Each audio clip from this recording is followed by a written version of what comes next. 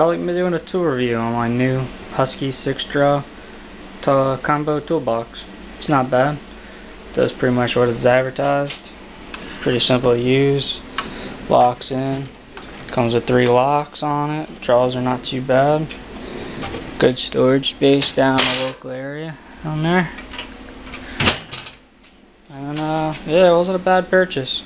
I got it from a guy from Ocean County off of Craigslist. Put the link below. Pretty friendly dude. Pretty flexible pricing. So yeah, not a bad product.